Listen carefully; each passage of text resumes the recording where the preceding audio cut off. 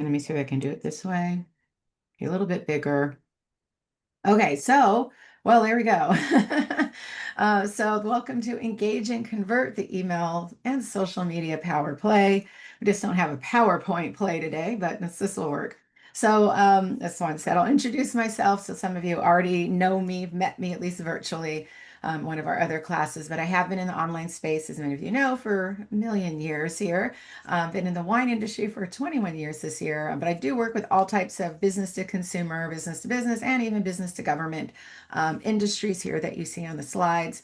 I do teach obviously for PACE and scores and SBDCs and chambers and other trade groups and organizations. So you can find me somewhere or in the universe teaching. And I always encourage people to, a little servant leadership, get involved in your business community. I serve on two boards currently here in Los Angeles, the Venice Chamber of Commerce Board, as well as NABO Los Angeles, the National Association of Women Business Owners, and also BizFed LA on a co-chair of the Small Business Employment and Labor Committee. So get involved where you can, and it'll help you and your business community. So that is me. Let me see, I might shrink this a little, make sure we don't lose any slides. So in the world of marketing and advertising, of course, today we're going to be talking about email and social media, but in this crazy world of marketing and advertising, I know I always talk to my colleagues about that. She just mentioned Brandon, SEO. We talked to him about that.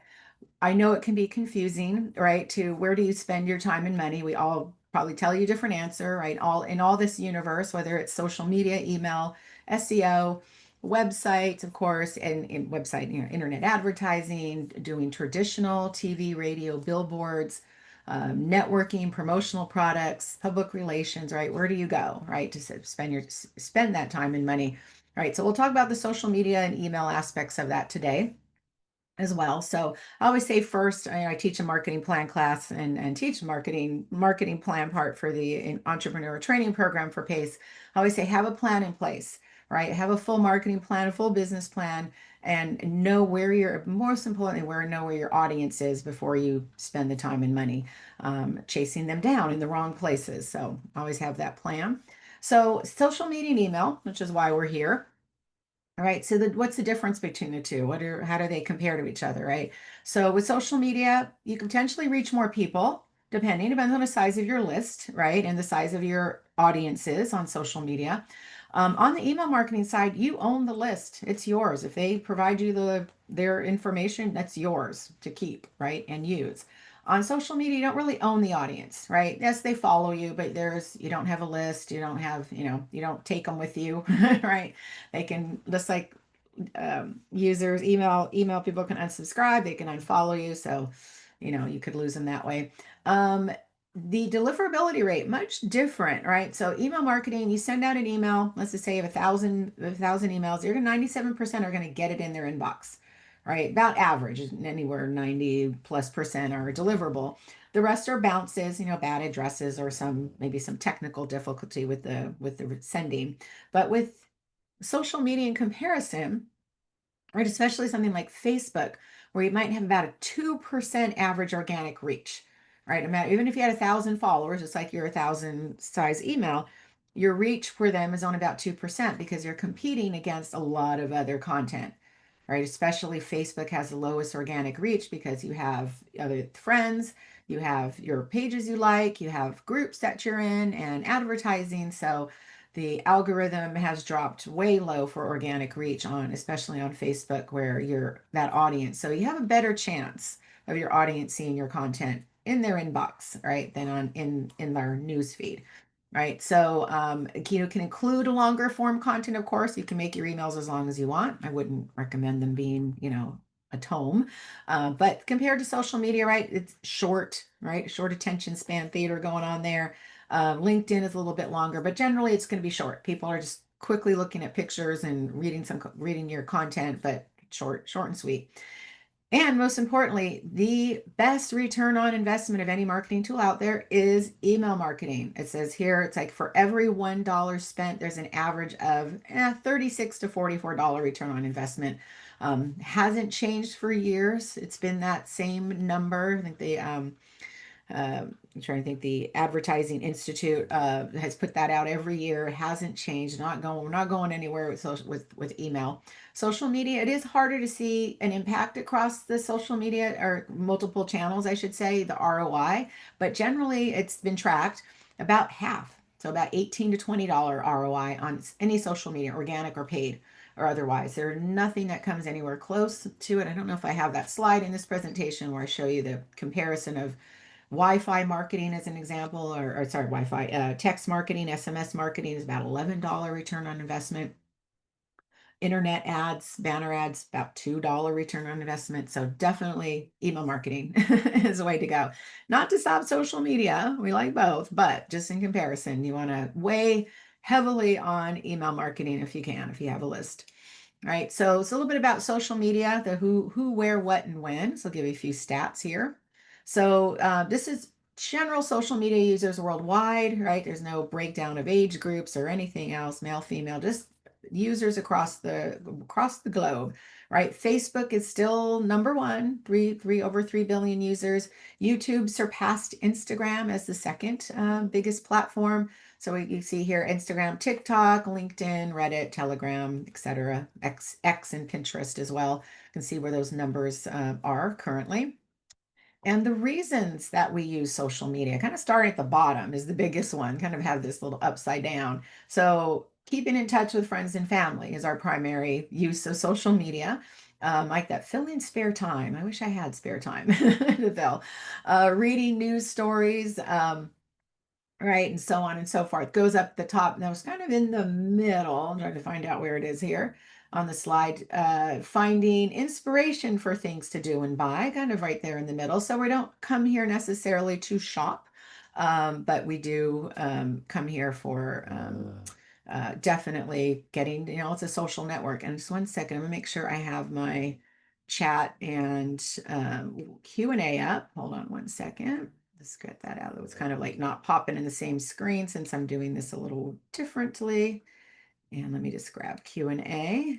Okay, yeah, and just we do have Q&A in chat. So if you have any questions, please put them in the Q&A. And if you have any just comments, and you can, like Swann said, link to network or comments, whatever, just put that in the chat.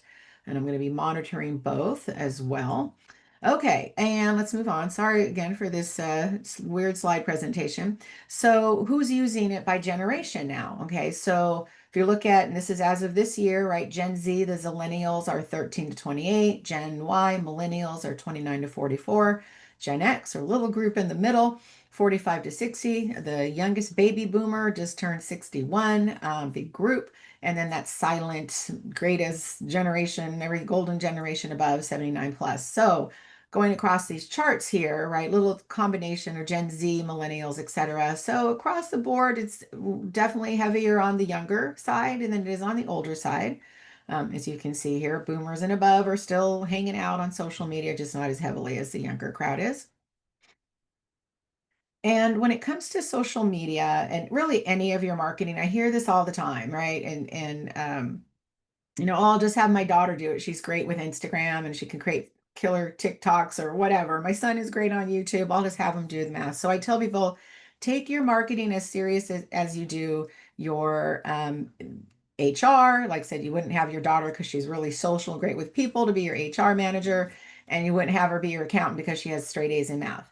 Right. So maybe they can help a little, but take your marketing seriously. It does take more than creating some cool TikToks and Instagram reels. There is some strategy behind it. Email marketing, definitely very important, as you know, from that ROI. So you do not want to, mess around with it and take it to amateurs, right? Nothing against your children, but let them finish school there.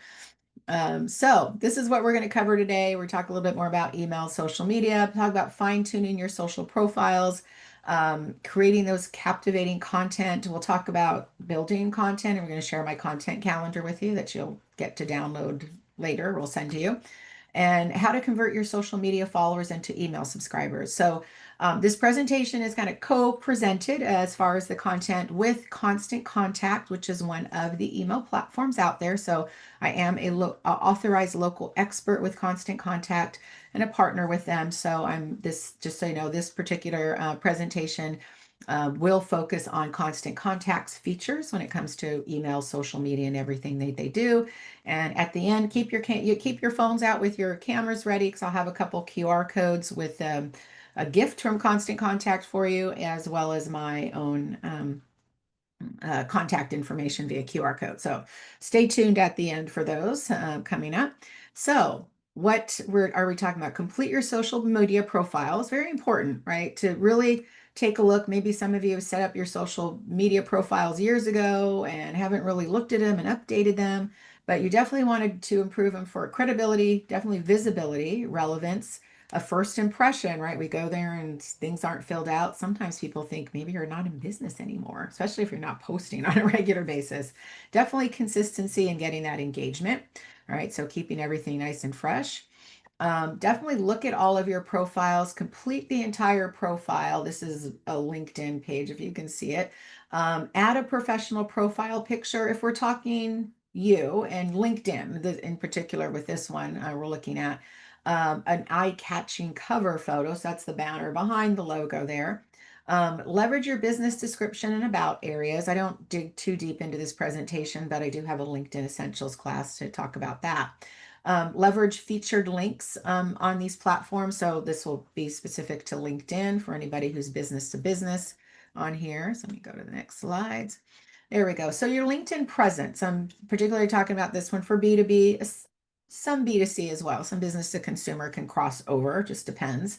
So this always confuses people. Works very similar to Facebook, which is also confusing, right? We all start with what's called a profile, right? That's us, right? As a person. So the profile is set up as you and your name and your Facebook, your personal information, on LinkedIn, your professional resume and information, right? You only should have one of these because we're only one person. Okay. Even if you have a twin, they're a different person, but you're only one person and you only should have one presence. If I'm searching for you, I don't want to have to find five profiles because you have five different situations going on. And if you forgot you set up profiles and you have multiple profiles, and if you have access to those, I'd recommend deleting them. Then you have a company page. So again, Facebook and LinkedIn work the same. You set up a company page underneath your profile because it has to be managed by a person, right? Or multiple people. So one person has to own it. Different than Instagram, where you can just log in with a username and password, all right? Or TikTok, the same, right? Facebook and Instagram, or Facebook and LinkedIn work the same. We start off as a person and then we can add multiple company pages, but you only should have one profile. Now, this comes up all the time. I talk about this in my LinkedIn class. I have a couple clients that are dealing with this too. If you have different situationships going on, at least professionally, I don't know about personal, um, it gets a little tricky on which one, you have to kind of pick a lane. So, for example, you are starting a coaching business, but you also have a job, that you're doing. Could be related or not, right? And whether your company that you have a job with is aware of it or not, some might be not allow you to have a job, outside job, but you want to promote your new company. So which one do you use? Or you have two different companies that are totally different situations, different types of jobs, and you want to try to promote both. Maybe one you're kind of working on, if a client's like, I'm really wanting to focus on this new business, but I still want to put it out there what I'm currently doing because that kind of brings in money right now. So it will get confusing, right? So you do have to pick a lane. You don't want to set up multiple profiles for different situations because again, you're only one person. And I don't want to find, you know, Joe Smith here multiple times, the same Joe Smith, and try to figure out which one am I supposed to engage with, right? So very rare circumstance that you could use an alias or different name. The only situation that I did literally work with is I work with somebody who was in witness protection because he wrote a book, which we're promoting the book to expose the mafia. So I don't know his real name. I don't want to know. La, la, la, la. I don't want to know his name. But in that case, so unless you're in witness protection, and again, don't tell us, we don't want to know, no situation where you should have multiple profiles. Again, you can have multiple company pages, but only one profile. So, and try to clean up any old profiles that you have. So you want people to find you, if I have your business card and I'm searching on LinkedIn to connect with you and I find five profiles, I might just give up and not connect at all. So you have to be careful with that. And then there is a feature, if you are active on LinkedIn, there is a feature called featured links, kind of in the middle. I don't have the screen, but kind of just below the main profile about, you'll see it says featured, and you can change out what you have on here. So like on my page, I added my marketing training page. I have my LinkedIn newsletter, as well as my constant contact email newsletter, or I put my education on there. So my, all of my webinars. So put anything in there that's important to you, make sure that's filled out to kind of make some of your stuff pop out there as well. And then here we go. So your bio on Instagram. So switching kind of, a little less than LinkedIn you have to deal with, but make sure you have your bio updated here. Right here, this one, it has their website address, even though it's a little wrong. You should have it under where it says bit.ly. That's where you have your links. Putting Connect Art in LA with Curate LA. Okay, it shows it, but you can't click on it, right? So they should have the Curate LA, or I guess under the bit.ly it has it. Download our app, and can't click on that either. But make sure fully fleshed out what you do, a little description of what you do. The links there, now they do allow up to 5 links. It used to be only one. And as you know, with LinkedIn, or sorry, with Instagram, you can't put a link in the caption, right? You could have it typed out like www.curatela, but it won't turn into a live link, right? So typically you're using, a lot of people just default to their website at homepage, but you can use something like bit.ly is a link shortener, but something like Linktree, like a link in bio program to put multiple links in the link in bio, so you can kind of direct them exactly to the pages that you want to get. So Linktree is I'm going to type it in the chat if you're not familiar. It's just one of the many. Let me just make sure I'm sharing that with everyone. It's kind of a weird spelling. Link T, I think it's there we go. tr.ee. Hopefully that came in correctly. But they are a link in bio kind of company out there. You could put just your website address in there. But again, if you want to say, hey, I have a restaurant client, for example, and I want to send them to the delivery app page or the catering page, or right straight to the menu or the About Us page, I can have multiple links on that page to kind of be the gatekeeper and send them in the signpost to send them in the right direction. So hopefully that makes sense if you're not familiar with it, but look at Linktree. Yes, it's free. Example, you can pay for it if you want some upgraded design features, but the free version is just fine.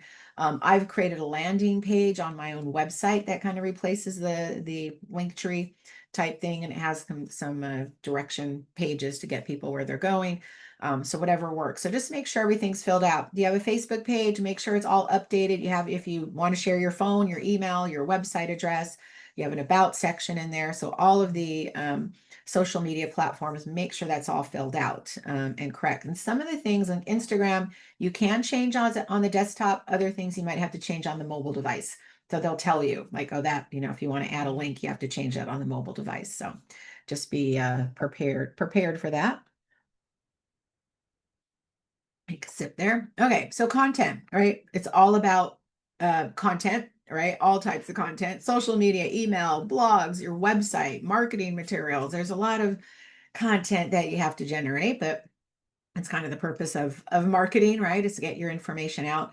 And I read this great, and I'll share it since I'm talking about it. I was scrolling through social media this morning, it was before I got up, and there was somebody who reposted a little article from Gary Vaynerchuk, Gary V, about the self-promotion and not being afraid to self-promote. So I hear this a lot. People are like, oh, I don't want to annoy my customers with emails, and they'll just come find me. I'm just going to post once in a while. It's kind of we get this shyness about promoting ourselves.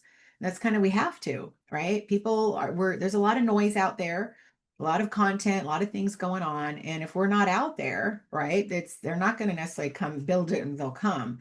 So great article. See if I can find it again. I think I forgot to save it, but I'll probably be able to find it. About what you should do, all the steps of self-promotion, a lot of it, including email and social media in there. So working with content, right? So you don't have, and I have another slide with this. Let me show you this. I'm going to kind of go backwards and forwards again. So this slide here. So taking one piece of content, right? And repurposing it. Now, again, there's no template for this. I just did this as a visual to show you how you could potentially repurpose, because we tend to think of our content as silos where, okay, we got to do a blog post here, I got to do a social media post here, oh, my email, and got to do this over here. Um, Look at everything as connected, and I would say not reduce, reuse, recycle. You don't need to reduce, but how can you take content and repurpose it in different ways, right? So this is, maybe an extreme example. Not everybody has to be on YouTube and TikTok and Instagram and Pinterest and all of these. So whatever your journey map looks like, whatever that looks like, right? And even if you want to like kind of chalk out this visual, if I took a blog post and then I'm going to send it via an email and then I'm going to, create little YouTube videos on the different things and points in the blog, then I got to share it over to my Instagram, etc. Right. So whatever it is that works your platforms and your world of your marketing, this is a good visual to see like I'm going to go back to these. So here, taking that one piece of content, repurposing in different forms, right? Make long form content shorter. Can you take a video, a long form video, and shorten it into different videos, right? Testimonials into multiple formats, right? You can do testimonials on social media, send it via email, right? Repost evergreen content. So when you're doing whenever, what I mean by when you see evergreen or auto listing, so say, for example, I put out an evergreen on like, hey, sign up for my new LinkedIn newsletter. And I put that out on social media. And it's instead of having to schedule it each time I want it to go out every week, you can evergreen it using the scheduling tool, right? Cross post across platforms, pretty much only in one direction. So if anything you're putting on, I'll go for LinkedIn, right? Business to business, anything you put there is appropriate for Facebook and Instagram.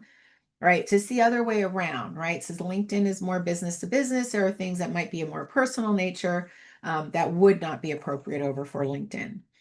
Some of you may be B2C, business to consumer, and B2B, and there could be some potential crossover into LinkedIn. We just have to be careful. So here's an example of a solar power company that I work with, and they do commercial and residential solar, right? So on Facebook, you can do all of it. You can do, hey, we do commercial solar, we do house, residential solar. Wasn't expecting a doorbell.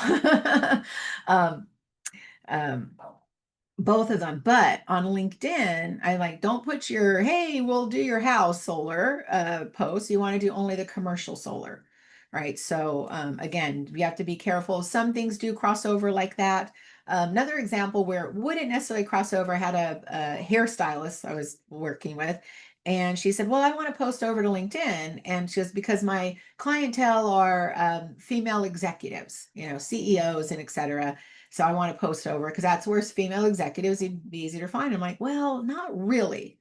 Right. Yes, female executives, you can definitely find them and on LinkedIn, but it's still a consumer product unless you can tie it in some way that we do, hair and makeup for corporate photography, or there's some tie-in like that, or event for your corporate event, we'll bring in a hair and makeup stylist. But in that case, it didn't really cross over.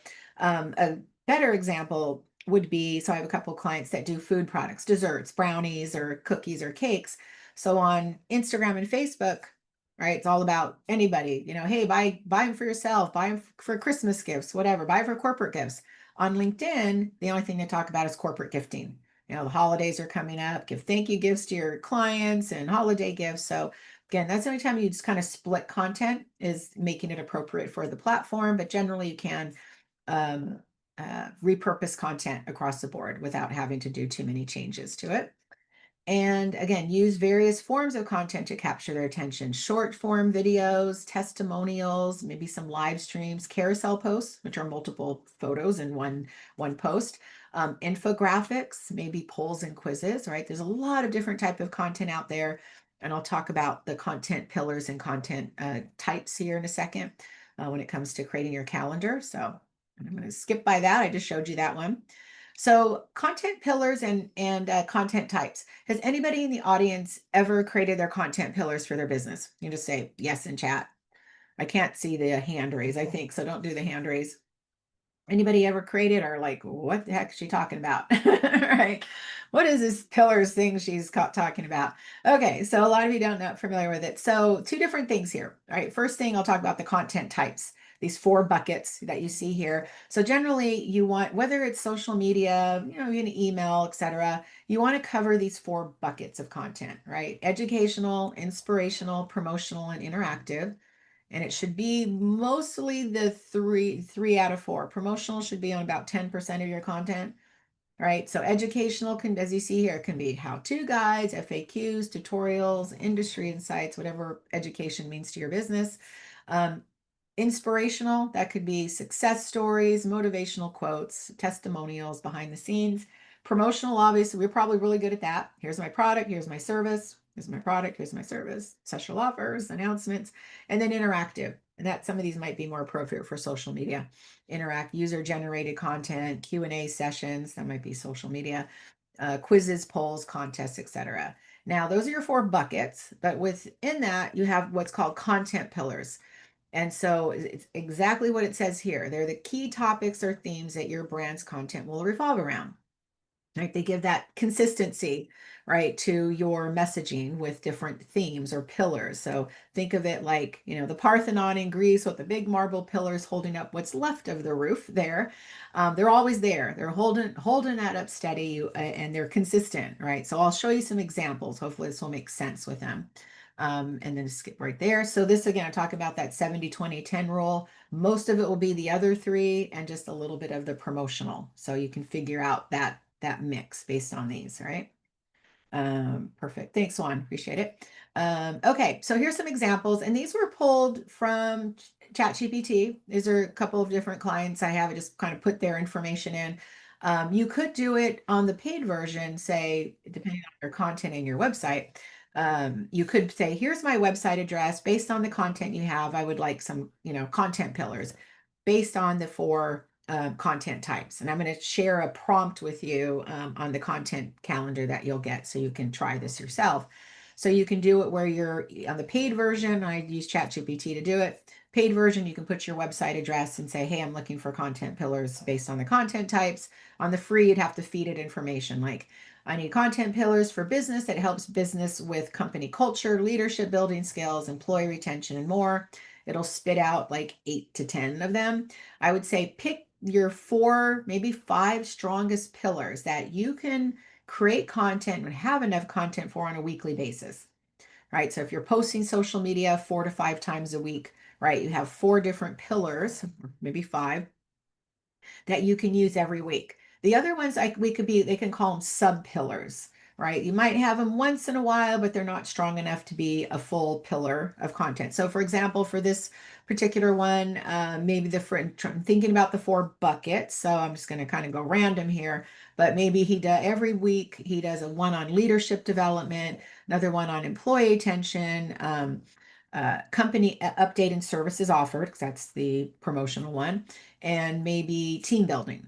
And then, but only once in a while, he'll have a testimony or a success story. So that might not be a weekly thing. You might just sprinkle that in as he gets content for that, right? So again, pick the ones, the four strongest that you would have plenty of content on a weekly basis to do, and the other ones you can kind of mix in as you add, you know, posts throughout the week. Okay.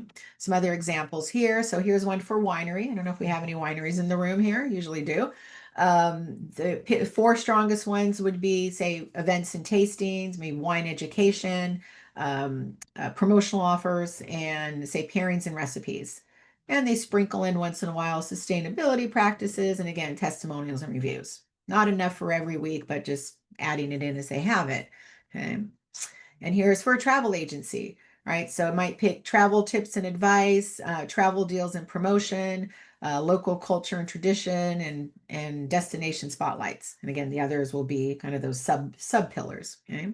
And finally, nonprofits. If you have any nonprofits in the room, you probably all have, if there are nonprofits, similar pillars, right? Because whatever your cause is to help with your nonprofit, pretty much the same pillars, right? You're going to have impact stories. You're going to maybe have volunteer donor spotlights, definitely events and fundraisers, going to bring in the money as well. and maybe community engagement, and again, the others would be kind of those ones that you sprinkle in. Okay, does that make sense with pillars? Hopefully, I'll show you when I go through my calendar and the pages, I'll show you there's a content pillars tab for you to get the prompt and add them in there. So again, these are just to keep your content, and it also kind of takes the burden off of our overwhelmed brains. I don't know about you, mine's completely overwhelmed usually, of sitting there thinking, oh God, okay, today's the 19th. What do I post about? I haven't posted since last Tuesday. And let's see, I haven't talked about, community engagement for a while. And did have I talked about, fundraising recently? So again, we take that out of our brains, have a process in place. Those pillars, that's what the pillars are for. Take the pillars out of your brain, put them on the calendar there. So leading into that, right? Trying not to get who's overwhelmed by all the content we have to create. We got to plan for it. We got to schedule it, create it, all of that. Anybody want to raise their hand? I'm raising mine, right? It's okay. It's okay to be overwhelmed. But hopefully, if you have a process in place, will help with a little bit of the overwhelm, right? I know it's a lot of work still. I do it myself. I have done for you clients that I do it for them and take that overwhelm off of their lap. But having that process in place helps. So I always say break it into kind of these three chunks. And if you're doing it all, block your time on your calendar. Right. So make it important, not like, okay, I'm going to get to that on Friday when I have time. And then Friday comes and you're other hats come on your head and that doesn't get done. So honor that time on your calendar. So my process is we always work a month ahead. Okay, so the first of the month we are like, so we'll just use June as the example. So around June 1st, we are planning content, the calendar page out, themes, whatever we're going to be doing for the month for July, right? So that once we have what we're going to create, I'm going to show you on the calendar, then we start creating the content, whether it's the photos, videos, blogs, emails, etc. So by the middle of the month, 15th, 20th, I release it to my client, for approval, for editing approval. So it gives them about 10, 15 days to do that. And they come back with any edit requests. We re-edit, redo it, they re-review it. And at the end of the month, once everything's approved, we schedule it out. Now, you might not need an approval process if you're doing it yourself, but kind of follow along with that. I mean, you might give yourself more time. You don't need that approval process time, but give yourself that time. And then you can use scheduling tools, social media schedulers, your email platforms, your blogs, all can be scheduled out. Get it all done. And then July's done. Today's the 19th. I don't know what's being posted because we already scheduled out 19 days ago. I know probably some Juneteenth posts are going out today. That I'm only aware of. But again, I don't have to panic and go, oh my God, it's Juneteenth. Let me get a post out. That's already done. Okay. So have that process, whatever works for you. I'm going to share my calendar. You're all going to be able to download it. Use whatever tool works for you, but use something. Okay. So here we go. So okay, some of you may be familiar with it. So having it, whatever the content calendar looks like, I use a Google Sheets um, format for now because I didn't want anybody to have the latest any software apps or anything like that, keeping it super simple. But if there is an app that works for you, great, do it, use it, and whatever, like I said, whatever happens to work for you. But I'm going to share mine, and you can decide if you want to use it or not. So again, have that whatever that calendar looks like in your place. Um, Plan ahead, right? This calendar will help with that. We are amazingly already in end of June, which is a little scary because it's going to be July and then August. So if you are holiday driven, anybody here does sales for the holidays, you should have your plan in place by the end of August, not end of September, October, end of August, right? If you're, say, just calling the holidays, Valentine's Day should be planned by the end of November, right? And Mother's Day by Valentine's Day. So working as far ahead as you can to figure that out because you don't want to miss it. I see that happen all the time. Someone's like, "Oh, I should be working on Q4 holiday stuff," and it's like end of September. You can still do it, but it might be a scramble for you, right? So work ahead. Use the calendar for planning and archive purposes, right? So you'll see my calendar. Once you fill it out, if I'm like, oh, what did we post last, June for Juneteenth, and I have to go scrolling through my Instagram feed to see what I did, I have it here on the calendar. I can just go back on my Google Sheets calendar and look at last year's or last month's content and not have to go scrounging around for it. Okay, so use it again for that, for both of those purposes, and plan ahead as much as you can.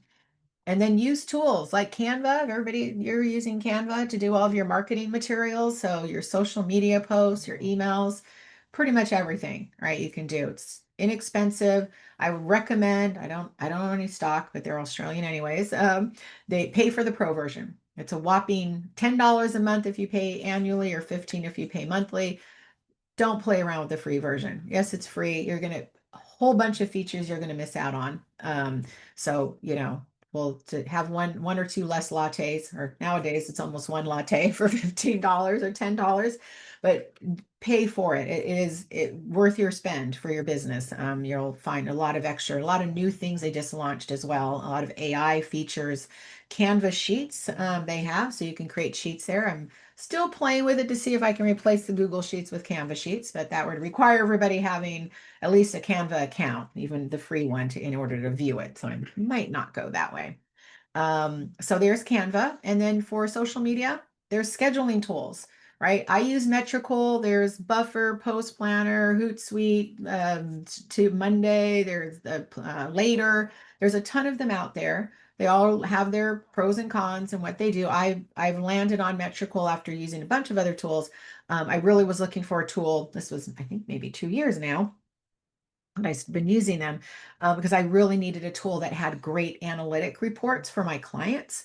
I think at the time I was using Later or Post Planner, and they both didn't really have great reporting. So I switched, and Metrical uh, connects to everything, and you can do evergreen posts on here as well. So pick one, and there is a free version of it, but it doesn't include LinkedIn or X on the free version. It's limited on how many you can post, but also I think that the cheapest version is like $18 a month. So again, these tools aren't that expensive, definitely a good investment. And if you're a nonprofit, there is a free account for Canva.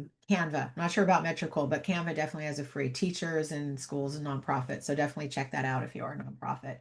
Let's see, I'm just looking at the questions too. With Pro, you get a ton of access to photos. Thank you, Donna. Yes. I think it's 1 million versus 10 million photos. All the AI and editing features. There's a ton of things you don't get on the free version. Can tell what the Canva Pro offers that free doesn't. Okay, so exactly. And I heard it was not worth paying for Pro. Whoever told you that, coach, do not listen to them.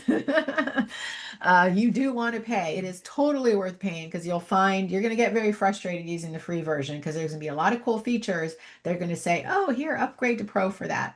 Like I think background remover and all the new AI editing features are on there. There's a little crown. I don't think it's on this slide at all. No, I don't see it here. Well, yeah, where it says resize up here in on the top blue bar, there's a little crown next to it. That means anything you see with a crown is on the pro version. So whether it's a feature editing feature or graphics, videos, or whatever, it's you do want to pay. So don't listen to them. And going back to Evergreen, to answer your question. So Evergreen, so the example I use, say there's a post that you want to post every week, or once every month or whatever. So the example I use is I'll do a post for clients to help in build their email list. So I'll send it out. Hey, join our email list, for exclusive offers and coupons. I have it go out every week, but I don't want to have to keep scheduling it out on my calendar, because it's already there. So you can go, and if they have the evergreen feature, and Metrical calls it auto list, you can say, put this post out there every Tuesday at 9 a.m. as forever, or you can put a date range on there as well to say, well, I'm going to evergreen it because I'm having a party on October 1st. And so between now and September 30th, do this every week, so I don't have to repeat it. So that's what evergreen or auto list means. Right. So, and again, definitely worth paying for Canva on there. You definitely want to have those extra features. Okay, so you have your scheduling tools. Of course, email. We talk about email platforms. That's where you'd schedule out your emails.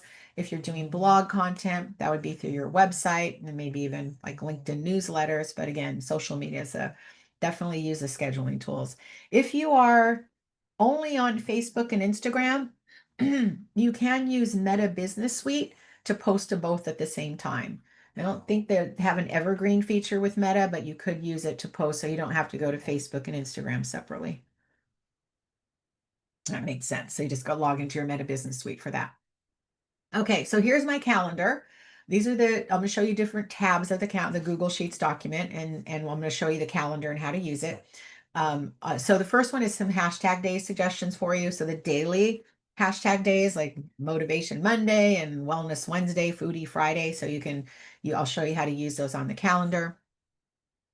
And then here's the content pillars tab. So ignore what it says about the versions on here. They're changed versions. So on the free one, you have a free prompt that you can say, here's my URL, go to that and create the pillars with the 4 different content types, or the free version where you kind of feed it all of the information about what you do.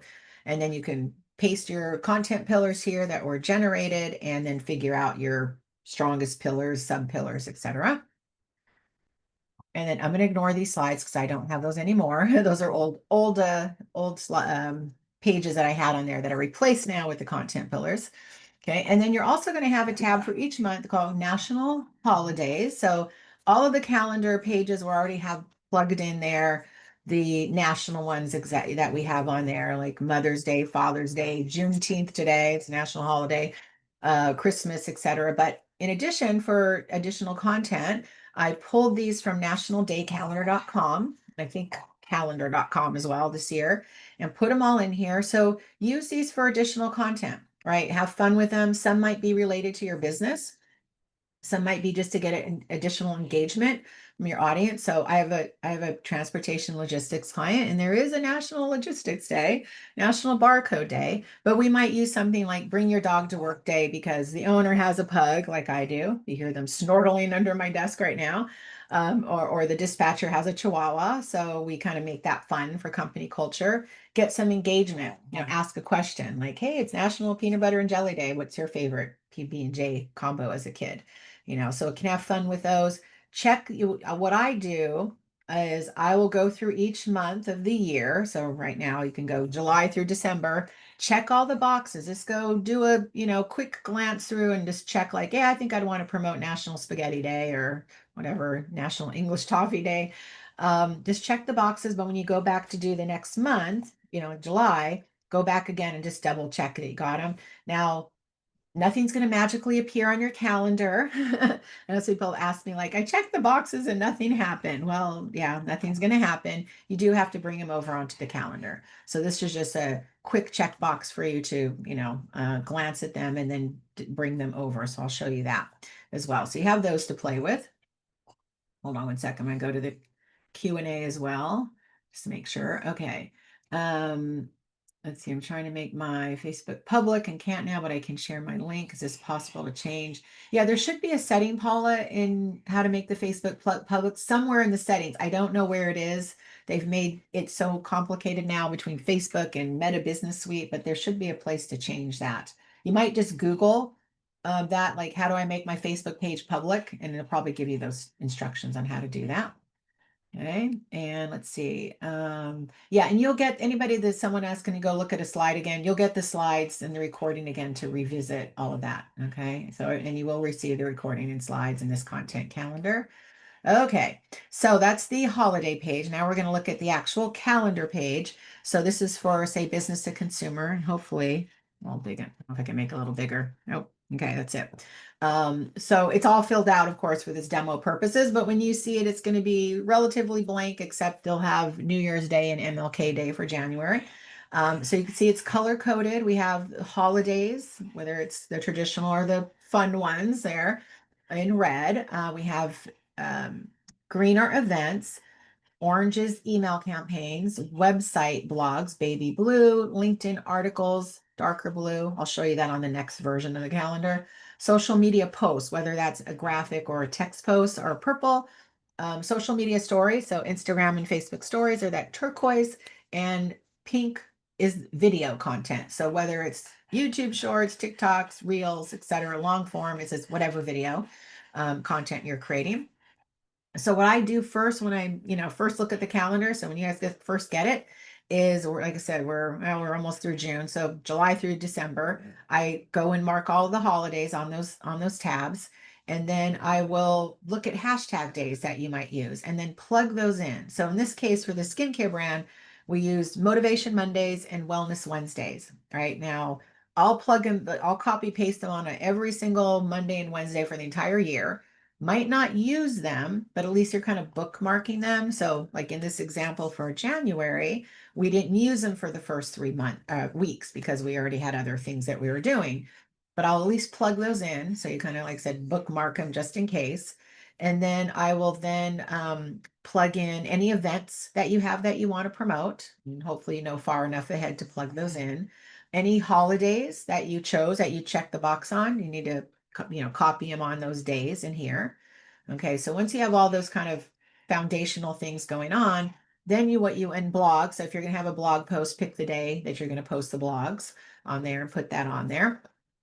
And then you need to get more specific. So the second line of the content there is going to be the specific for that planning and archive purposes, right? So for example, like New Year's Day, we're going to do a general New Year's post, but for International Self-Care Day on that day, we're going to do a social media post with a graphic, and we're going to specifically do 5 tips for fresh winter skin.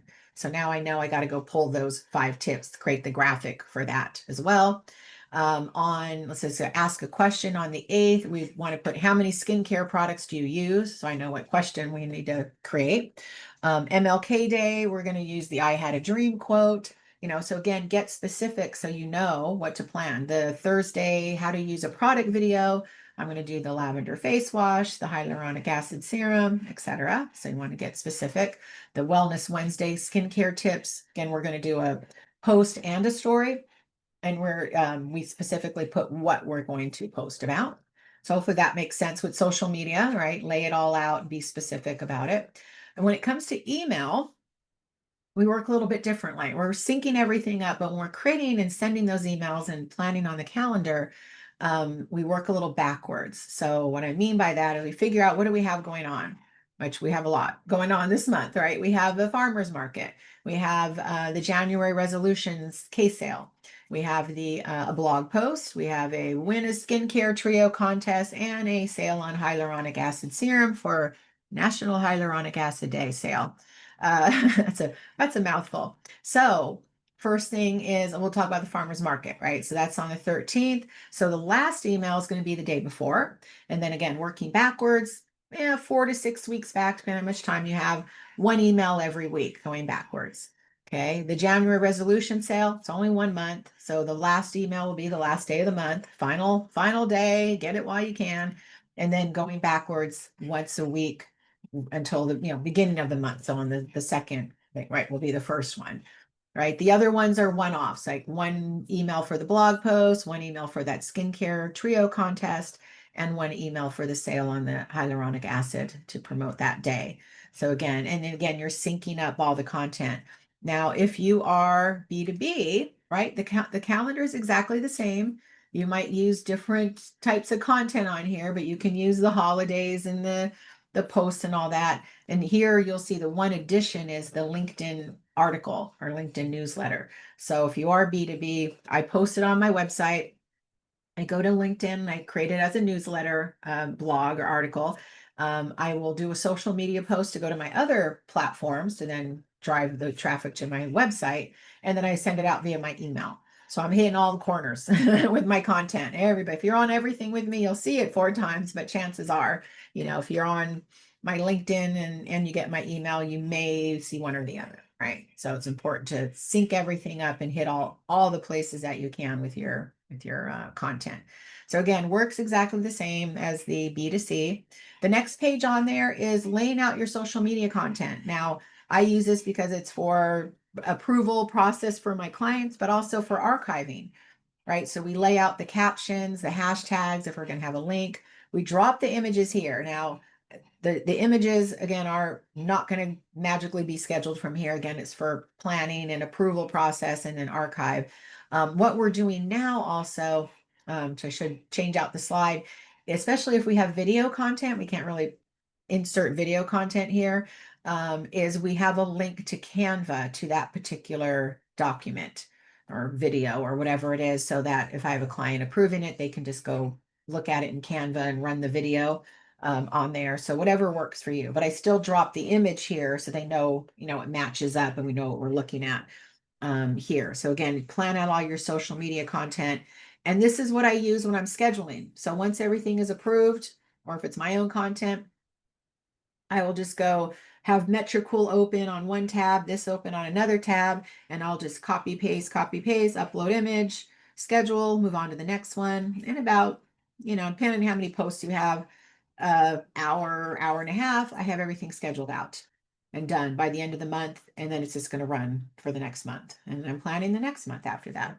So again, that's what you use it for. There also is one page for your blog posts. So there isn't a monthly one like the social, but there is just a running list. Here's our blog topics, and I put the blogs on a Google Docs on a Google Drive link, so we share it, back and forth with the client. We can both edit it if we need to, and we're not pasting it on here. The images we're going to use, and if again there's approval process you need, there's some check boxes. And then the same for emails, right? So you can plan out your emails here in one place, and then here's the topics, here are the links that are going to be included, here are the images, there's subject line, etc. There. So you syncing up all of your content. Hopefully that makes sense for the calendar. Hopefully. So yes, we do.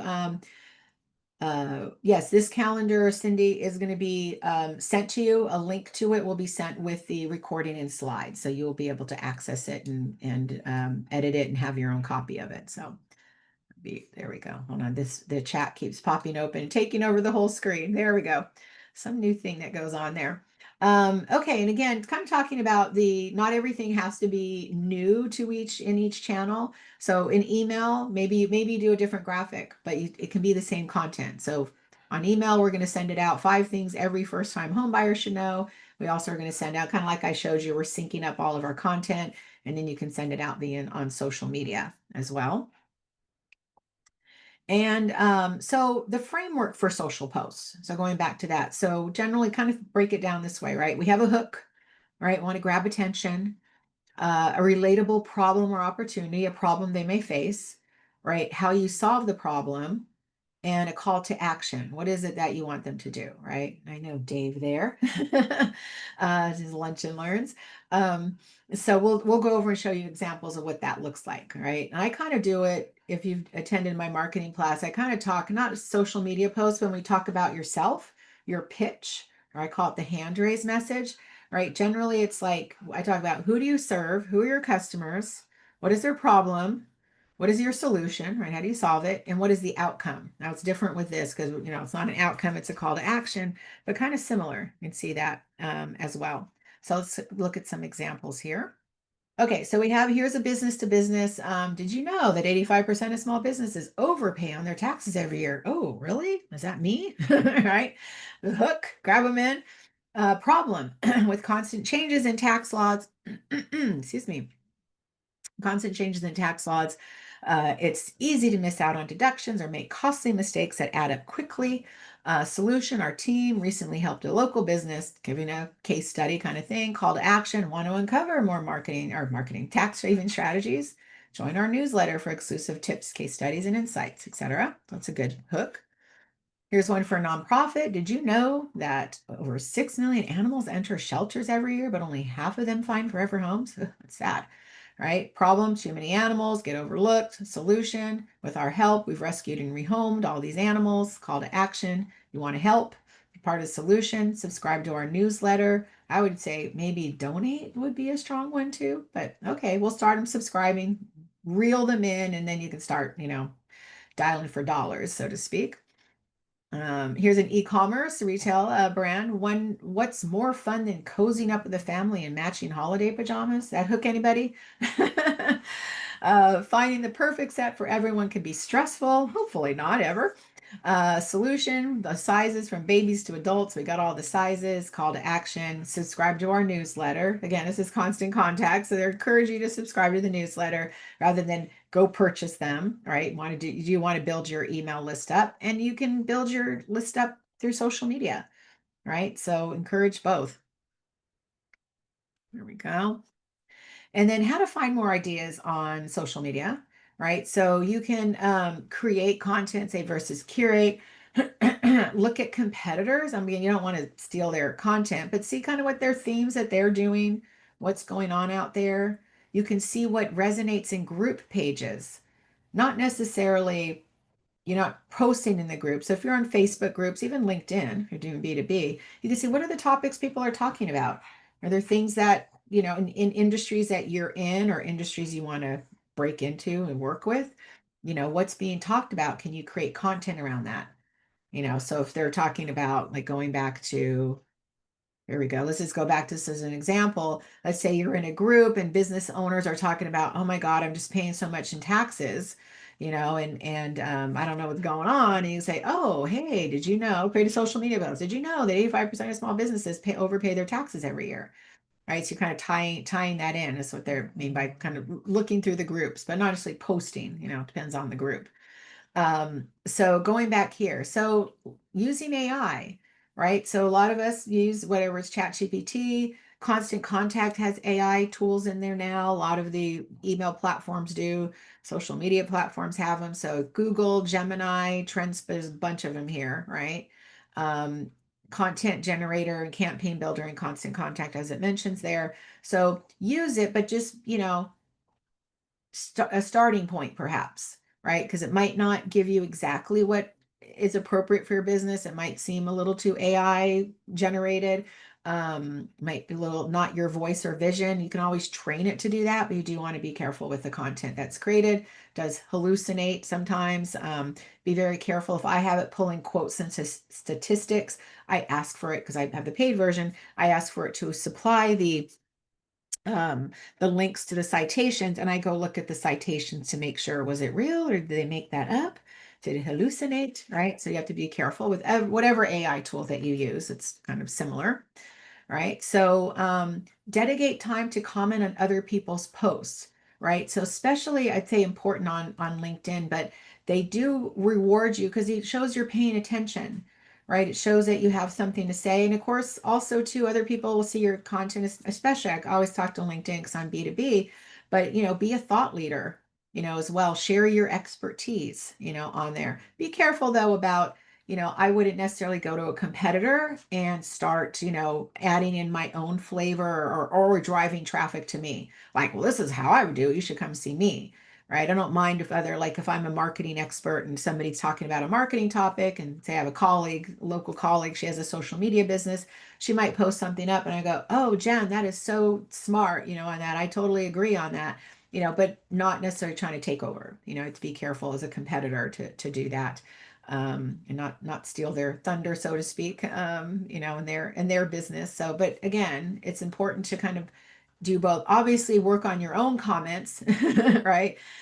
People responding to your own social media posts, but get out there as well, especially in the B2B space, right? Let's see. Jeanette said, make you when you use AI that you review the terms of agreement, or meant Gen AI, I think you said.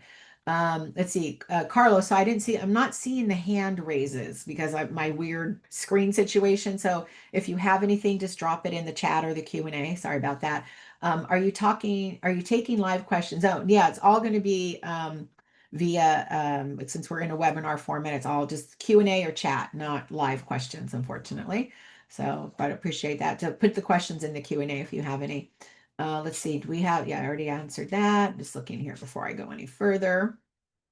Okay, no questions, but yeah, use the Q&A and I'll answer those during, or I'll have a little time at the end as well to answer some more questions. Okay, so there's that. So let's talk emails, right? We did talk about social media and what you can do, and this is just kind of a surface skim on both of the topics. I do have other full-blown email marketing essentials and social media essentials to give you more details of all the platforms and such, but just kind of give you an overall of combining the two briefly. So emails. My top email marketing mistakes not to make. Okay, I think they're pretty general. I made these up, but I think they're pretty general. So not having a plan in place. I talked about that the second slide out there, right? So making sure you know exactly where you should be, who your audience is, right? What your goals are, having your, doing the competitor analysis, SWOT analysis, all the things I have in my marketing plan class right there before you get out there and you're spending money. Assuming your customers don't want email. they want to hear from, I'm going to show you some slides here in a minute. And I do have that ROI slide, looks like next. If they signed up for your list, they want to hear from you and more often than you think, right? Like I said earlier, people I hear, I don't want to annoy my customers, right? It's not annoying them, it's self-promotion. So they do want to hear from you more often than they think. Not collecting emails wherever you can. ABC, always be collecting. Remember that mantra, wherever you can, collect emails from. Not being consistent all year, right? Some of us might be fourth quarter driven and we're like, okay, we're going to ramp it up in November, December, and then we're going to kind of give it up the rest of the year. So if maybe you're a seasonal type business, like a tax accountant, and you're like, okay, my business is say December through April, and then we're done. I'm working with a business right now called Holiday Outdoor Decor. So, and that's exactly what they do. They do the big commercial displays. I started working with them in February. So I've been in Christmas tree, twinkly light Santa Claus mode for the past 4 months with them because it's like, hey, we're ramping up, building that brand awareness because they have competitors in the space. And before, those big commercial displays have to be planned out early. So it's getting them to buy into it early, July, August, and then by September, they're starting to have to plan and build out those big holiday displays. So again, all year round, even for a big fourth quarter holiday decor business, right? And then no clear call to actions in your emails. Now, I'm not going deep because this isn't my email class, but making sure, what do you want them to do? Do you want them to come visit your website? Do you want them to go, obviously not sign up for your newsletter because they're already on it, download something. So having a clear, you want to drive them somewhere. Even if it's something educational, you can still have them go visit the website, do a teaser for your blog, have them read the rest of it on your site, and they can then go trip over your shop or services or whatever. And then these number six is two different things. And again, I'm not going into full detail on these, but I think you'll understand them. First part of it is using your personal email account. You shouldn't be sending bulk promotional emails via your Outlook or your Gmail account or your Apple Mail, whatever, the ones that you use to send one-off emails to everybody, No, you should be using an email marketing platform. And there's numerous reasons for that, right? There's can spam rules that you can't unsubscribe from your Outlook account when you're sending an email out. You have to give them that ability to unsubscribe. So, and it might not be delivered as well as through an email platform because it's not really used for bulk emails. Shouldn't be sending, I think a limitation is on up to 500 emails at a time. So if you have a 2,000 email list, you got to split it 4 ways and the deliverability might not be that good. So good reason not to, not just because this is a constant contact class. You should be using an email platform that gives you all of that ability. Now, excuse me, is using a freemium email. So if you have a domain, if you have a website, you should have a domain email address. So I have goldenstatemarketing.net. I use Patty at goldenstatemarketing.net. I don't use goldenstatemarketing@gmail.com or goldenstatemarketing at Yahoo or ATT or any of the free email, Hotmail and Gmail and AOL, all of those, right? SBC Global, right? Should use, again, a couple of reasons. Technical reason is you can't authenticate that email and the platforms require it to be authenticated, meaning they want your email platform and your domain host to talk to each other and say, yep, they own this domain, they can use this email. Can't do that with a freemium, right? And also, I say on a professional standpoint, I think you should be using a matching, domain email. And also, the third reason is sometimes we only have your name and an email address, right? I might not have your business name, right, or your website link, right? I might only have those two pieces of information. I'm like, I can gather that information. If you saw Patty at goldenstatemarketing.net, you could go type in goldenstatemarketing.net and find my website address, right? You can probably guess with Golden State Marketing at Gmail that it is, but so many of them, I'm like, I want to look it up. What is their business name? Looking on a calendar invite. I have no clue because they have whatever, Patty67 at gmail.com is my business email, right? So again, I would say $5 a month, not a lot of money to pay to have a domain email address. And again, for authentication purposes, that requires that. And then not using automation. So welcome series, abandoned carts, Birthdays, there's a ton of different automations to help nurture your list and be out there in front of them more often.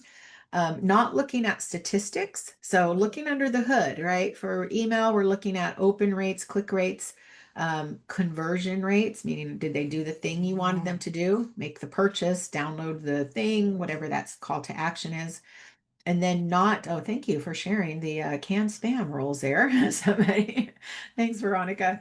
Very helpful on their FTC rules.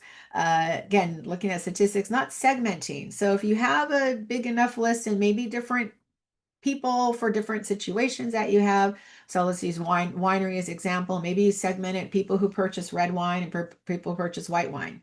This way you're not sending them something they don't want. Maybe you're like mixed cases and they like, I only drink red. I don't want to have the white wine. Right. So there are other ways that you can segment it to hyper focus on your messaging to them. And then thinking everybody can do email. This kind of goes back to that slide I showed you where you had your 17-year-old daughter doing your Instagram feeds, right? The importance of the ROI with this tool, which I'm going to change that slide as I'm talking about it. This is why you want to have an expertise with your email marketing, with any of your marketing, but most importantly, your email marketing, right? That return on investment I talked about initially. And you see the difference, $18 for social media, banner ads too, mobile about $11, right? This is where you don't want to mess around. You want to make sure you're consistent, you know what you're doing, right? You're saying the right things, you're doing the right frequency. And it again is more often than you think that they want to hear from you. I think I have that slide coming up, right? So very important to have the professionals do it or get the advice of professionals, right, to do it. Don't just say, hey, I'll have my office manager send out emails once in a while and they have no clue what they're doing. I hear this all the time. I'm not making that up. Okay, social media versus email. So this is why we're here, right? So who's hanging out on social versus who's reading your emails? And you can see on the top left, social media is a young person's game here, mostly young, right? The 40 and below, if you add those three together, are going to be the majority of the social media folks. And we're still, us old folks are still up there, the 40 and above, but see how it drops down, right? But emails on the bottom right there, across the board, as you can see, we're all pretty much reading our emails, even the much older folks are reading 65 plus. So if you wanted to reach my 84-year-old father, before he just had a stroke, he's not checking his emails anymore. You could find him, you could read the LA Times, or you could get his email. He was not hanging out on, so I think he'd been, I don't know, 10 plus years that he even looked at his Facebook account. I don't even think he understood it at that point, right? So across the board, build your email list. If your target audience is that older audience, right? You know you're going to hit them up via email more than you're going to hit them up via social media. For the young folks, the 40 and below, do both. Got both. They're hanging out on both. They're doing both. Okay. And then the frequency. So how often they want to hear from their favorite brands. And that's you if they signed up for your list, right? Again, if you kind of added them to your list without permission, which is not really supposed to happen, but they didn't sign up for your list, but the ones that did, they want to hear, you could see at least monthly, top, at least weekly, 61%. The others drop off quite dramatically. They do want to hear from you more often than you think. And I hear this all the time. I don't want to annoy my customers and send too many emails. I'm just going to do a quarterly newsletter every once in a while, one a month, just to sneak it out there and not annoy them. Stop that. Stop that thought process. I'm going to pull that. I'm going to find that article from Gary Vee that I read this morning about not being afraid to do self-promotion, right? If you're not, your competitors are. Right, you have to have a way. Do you annoy them when you put up a bulletin board or no, a billboard? Do you annoy them with a radio ad or a TV commercial or a social media post? It seems like we're the place I hear the annoying thing all the time is email, right? They're gonna get too many emails in their inbox. They're gonna unsubscribe. Oh no. So I won't send any emails. So this way they can't unsubscribe. Okay, following that logic, how are you going to reach out to them, right, to get some business, right? So again, I always jump on the email soapbox. It's so important. You guys are probably not even slightly irritating yet. Never mind annoying your customers. And if they unsubscribe, they're not your brand ambassadors. They're just not going to be interested in your product anyways. But the people who are will stay on your list and they'll buy, right? I'll do a little shed a little tear every time I get my unsubscribe list. And it's luckily it's tiny, but some people do unsubscribe and I'm like, oh, they don't like me. But I'm okay. That's okay. They don't need my marketing services and maybe they got something else going on. Maybe I did annoy them with my 3 or 4 emails per week, but that's okay, right? The other ones stay. I have tiny 0.001% of 1% of unsubscribes. It's very tiny amount that unsubscribe. And I send quite frequently. If you guys are only sending once a quarter, you need to catch up with me. You're 50 emails behind already. So don't be afraid to send out emails. Trust and believe it does work. It is the best ROI. And you can see here they do want to hear from you more frequently than you actually think, right? Let's see, I get dozens of business emails. I delete them if I don't need them. Yeah, I get hundreds. I don't know, I have 10,000. There it is. You can probably see it on my screen. 14,000 emails in my different email inboxes, right? And it's a lot of email. But again, if it's something I signed up for, I'm going to read it, right? And all the other business emails that I have to respond. So, if you do delete them and you're not interested in them, occasionally unsubscribe from them. But again, don't be afraid to send out emails. Don't base it on how you feel. You're saying, I don't post on social media because I hate social media, or, I get annoyed by emails, so I'm not going to send emails out to my customers. I'm going to say, why are you in business? If you're afraid to advertise and promote your business, kind of hard to make the money if you don't. Okay, off my soapbox on that. I think you got the point. All right. Send more emails, folks. Okay. So when you set up your sign up form, if you don't already have one, make it easy, right? Keep it simple. Maybe offer a lead magnet, right? And that's giving away something that is of value to them. Maybe it's say I do a how-to guide on how to, create your social media profiles, right? Something that would be marketing and something I could help with, or 10 things you need to do on LinkedIn to be successful would be a lead magnet. It's a white paper. So I ask for this information, they sign up and you get to download. I'm sure a lot of you have seen magnets in the past. Explain the benefits of it, right? What are you going to get? Unlock exclusive access to the latest HR tools, expert talent strategies, etc. Set expectations. How often are you going to email that out? By subscribing, I think at the bottom, I don't know if it does say on there, receive emails. You can revoke your consent to receive emails at any time by unsubscribing. So just get a little expectations.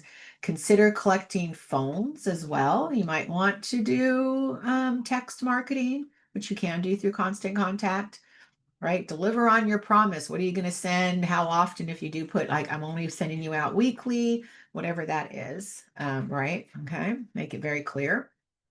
And always collect the names, right? Because then you can make it more personal. People respond like, Patty, check out our latest, offer, rather than check out our latest offer. We like hearing and seeing our name, right? Looks familiar, right? Stands out in there. Patty, check this out. Right. So check that. And also in the body, but Dear Patty, read our latest newsletter. So you do want to collect the name as well. Right. And move it on and click on it, just hit click. There we go. Okay, so using social media to build your email list. I talked about this already, right? The link tree on there. No, it's spelled wrong. Use link tree. So this would be kind of what, and kind of sort of like what link tree looks like a little bit. Ask them to join, once a month, meaning you can do the post out once a month, like the evergreen. Instagram stories, if you can do the swipe up or link. I think the swipe up still might be 10,000 followers. Tag link in visual content. So you can tag a link and have it go to your email sign up landing page, for example. So again, cross promoting. Even on LinkedIn, I didn't have it here. So LinkedIn newsletters, if you're familiar with that, it's not the same as a newsletter and email, what we think about, right? Here's a whole newsletter of all the things on the company. A newsletter on LinkedIn is a blog. Okay. And people can subscribe to it on LinkedIn. And basically you can decide once a month I'm putting out a blog or a newsletter edition. I do both, right? So I promote, like if you're on my email list, you'll see at the bottom of every email, I'm like, hey, sign up for my LinkedIn newsletter. And then, which I'll still do the blog. It's sent via email. So if they join my newsletter, they'll see it there as well. I have a client, I just started doing this myself. She does both. So she has on her LinkedIn newsletter, she puts a lead magnet, like 52 things to do to, help company culture, whatever it is. And you click on it in her LinkedIn newsletter, we'll go to a landing page to join her email list. So now, right, you're getting people in the different parts of the universe that you're in, right? I'm going to get them an email. They might see my LinkedIn newsletter. They might see my social post. They might go to my website and see my blog, right? Just kind of flying around, building that brand awareness, buzzing around them, right? Wherever you can. So cross promoting, right? Let's see what else we have. How often should we email? PM asked in the Q&A. More often than you think, right? As I already said, they want to hear from you at least weekly. Figure out that cadence, what works for you, right? So you always want to do a, initial, a follow-up and a reminder, last reminder. And that's a good question. I'm just kind of segue before I continue on with this. Um, we all have different human behaviors and habits, right? And we probably rule our whole lives that way. So I always use the example, if you've seen my email class, I talk about this, Christmas shoppers, right? Some people are Christmas shoppers in July, right? They get everything done by July. It's like early birds, get it all done, don't have to worry about it in the fourth quarter. Other people are like, well, I'm going to wait till like Black Friday. We sell a month. Well, just after Thanksgiving, I'll start thinking about. So the middle, the pelotons, I call them. And then you have those of us who are like, oh, it's December 24th. I still have plenty of time. We probably rule our lives in that manner, I can imagine, right? So the early birds, who get the email and you have an event or a promotion coming up, they're like, okay, let me jump on it right now.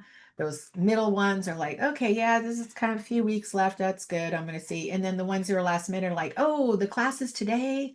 The sale ends today. I'm there. Now, when I send out my emails, I teach every week, right? Pretty much every week I teach something. So I'm always sending out emails like, hey, next week's classes. Oh, this week's classes. Hey, tomorrow I'm teaching. Oh, this morning I'm teaching, right? So I hit them up, those last minute people that it should have gotten all to my other 10 emails about the classes, but might have just seen. I had a guy responded to my, hey, it's a this morning email.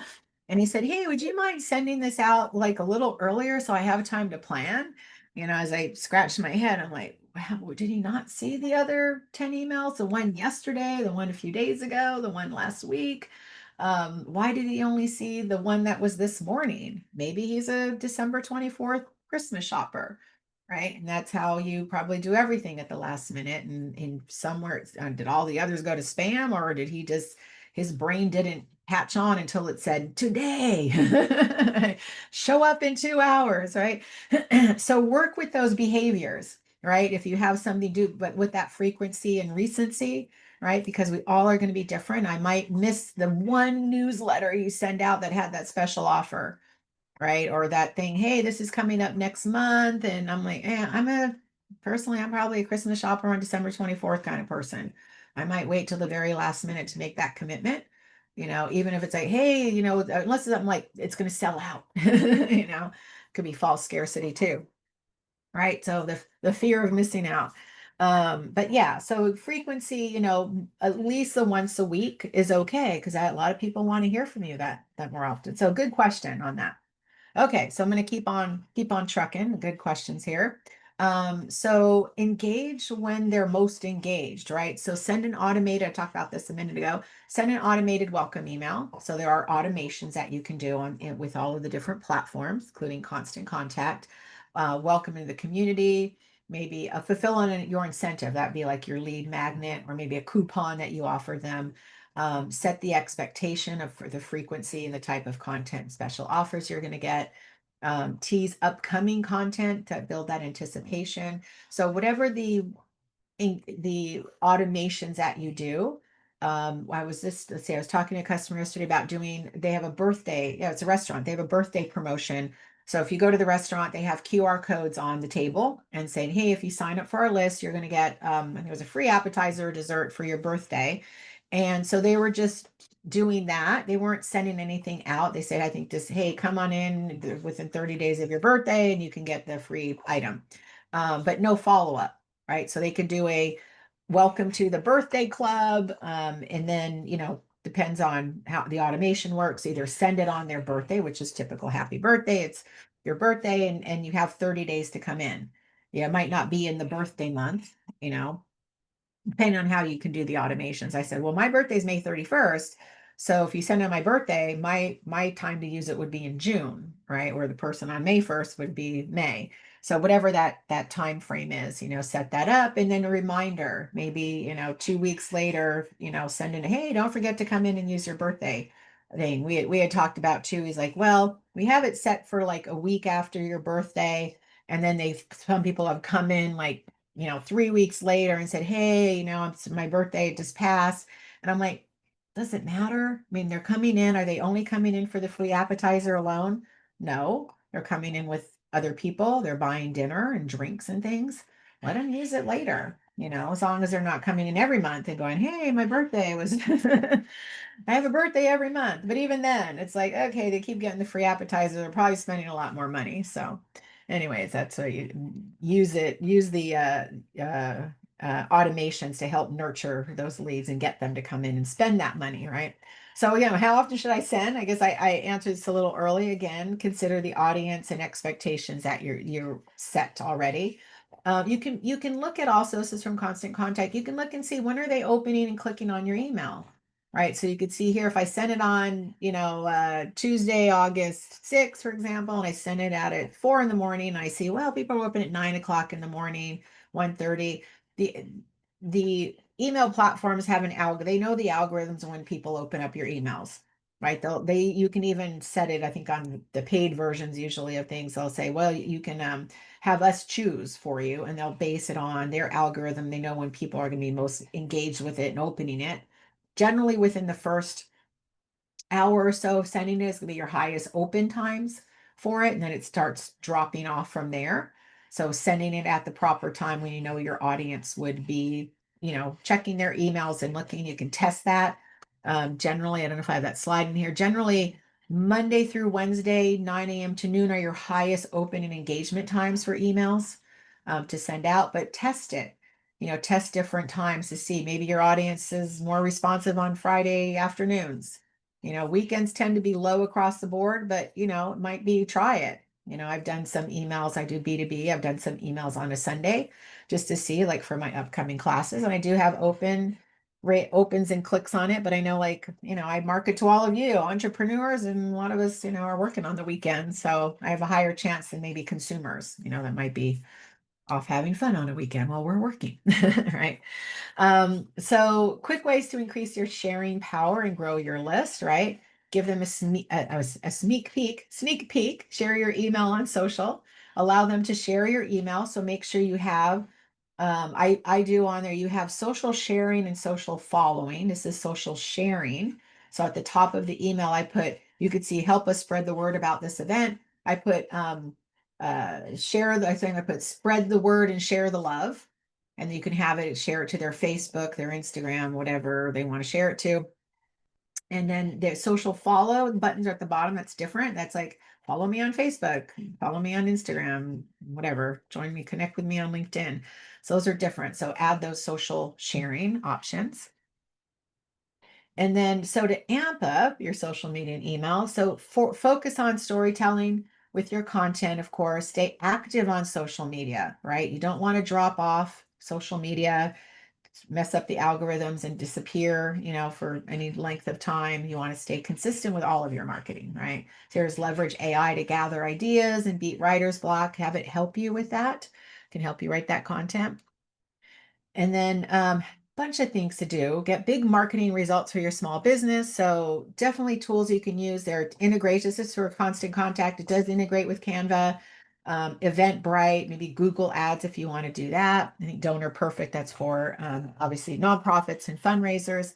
And these are all the things that Constant Contact does, right? So in addition to email, so it's not just an email platform, and there are other email platforms out there that do these things as well. So in addition to email marketing, social posting, you can set up automations. We talked about there are AI tools, text, SMS marketing. You can create landing pages. You can do social Google ads here. You can have event registration forms, grow your lists, right? Surveys. So a lot of things it does. When Constant Contact came out in 95, when I was using it, I think back then or close to it, it was just email. Very basic. I think we had to design them in HTML too, if I recall. So it was very, before it was drag and drop and WYSIWYGs, there was like coding websites in HTML days, way back in the day, in the late 90s when I first started doing this stuff. So much more going on there. A lot of cool tools to use within Constant Contact out there. So get your cameras ready. I have a couple QR codes for you to scan. A little gift from Constant Contact. If you want to check out Constant Contact, here's your first QR code. So you can scan it. You can get a free month's trial if you want to try it out. There's also, you could use a code that 33P for 30% off for 3 months. If you want to try that out and get that discount, that QR code will take you to the free trial, or just put in that code and you'll get that discount. And then a couple other QR codes. If you want to tap into my expertise, talk about your email marketing or any of your marketing, scan that QR code on the right, or go to callwithpatty.com and you can schedule a free strategy session with me. On the left is my LinkedIn Marketing Lab group. So join us there. You are allowed to, of course, join and then introduce yourself. You can shamelessly plug yourself in this group. You can include links to your website. I have no rules other than just nothing illegal, but please go in there, introduce yourself. There's, I think, 1,400 of us in the room, so you never know who's in there to network, collaborate, connect, maybe be a customer as well. Ask any questions you have about marketing. I'm in there monitoring it and answering any questions that come up. And there you go. So that is the presentation. I'm just going to check real quick to see if any other questions have come in.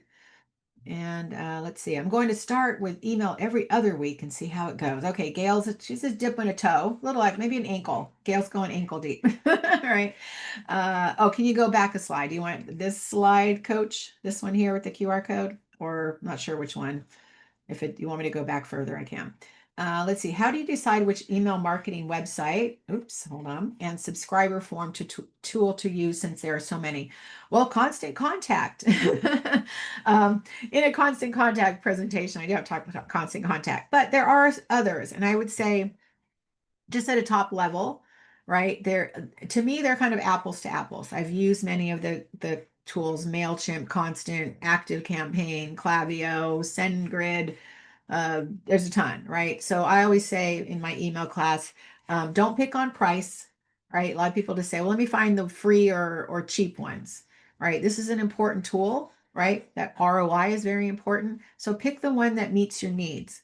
You might not need text marketing right now, or you can do social posting elsewhere.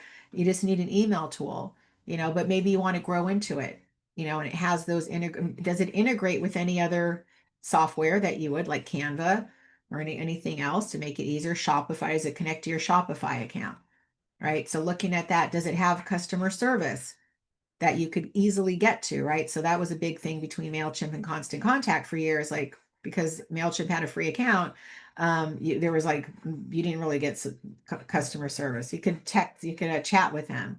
Constant Contact, ever since they started known, you can pick up a phone and call them. So if your other platforms as well, if that's an important thing, does it have the automation features do you want? So I'd go off of that to pick. Obviously I use Constant Contact personally. I've used all of the other ones for my own business as well.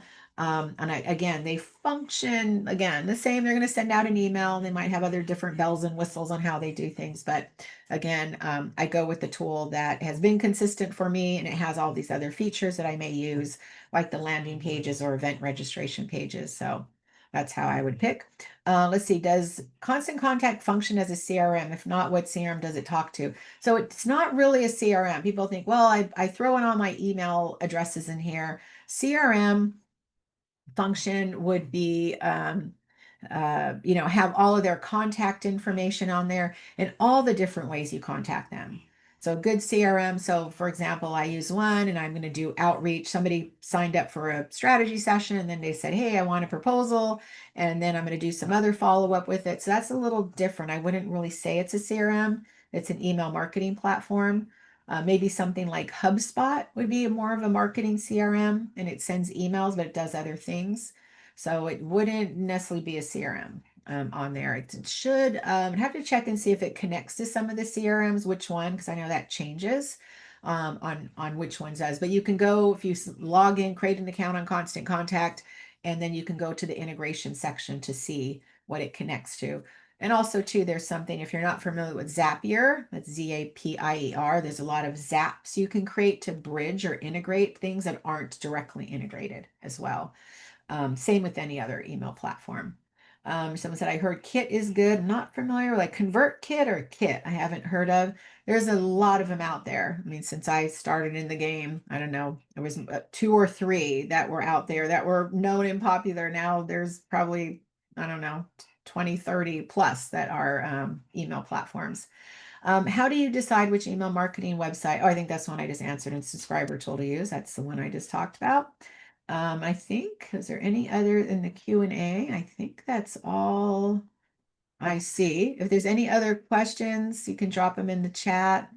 If not, feel free to sign up to schedule a call with me. There you go. You can also email me. I said it a couple of times. I'll put it in the chat. So it's Patty at goldenstatemarketing.net if you just want to ask a simple question that I didn't answer for you here. Making sure I type it correctly in the chat. There we go. So long. I think I got it. Either way, or schedule the time with me. Glad to talk to you about email marketing or anything else.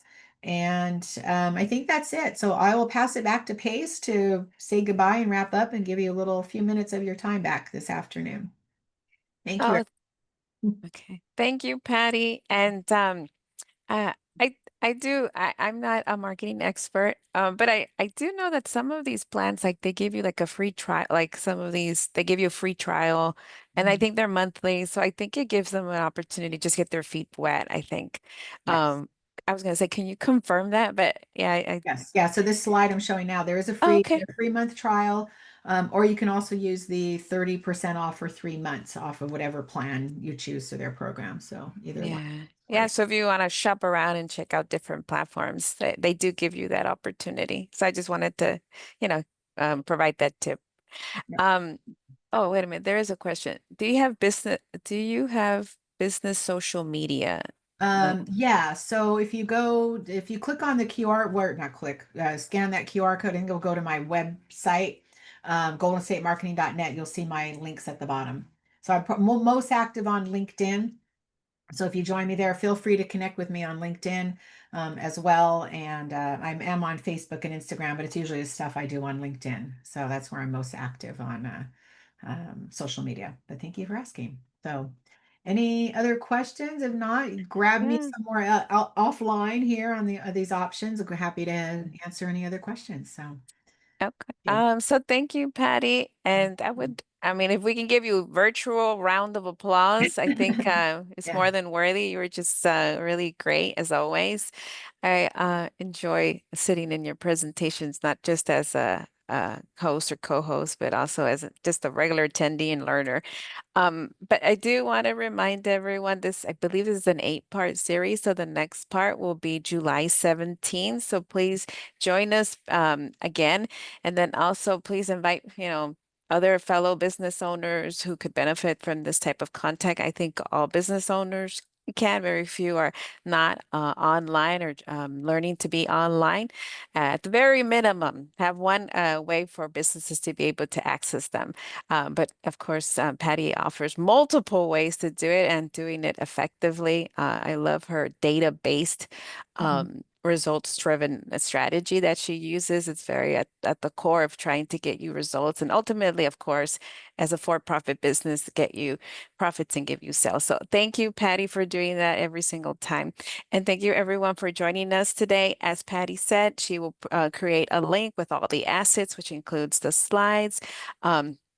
Any links or anything else that's mentioned, she will also include it. We will also send her a copy of the recording which she embed into the assets, and then we're just going to share out that one link. She just makes it easy for us to be able to share all the information in just one spot. And then another great thing about that, if you ever, lose the email, just go to Patty's website and she'll have the recording and all the information there. So thank you again, everyone, for joining us, and we'll see you here next month. Thank you. Bye. Thank you, everyone. Bye.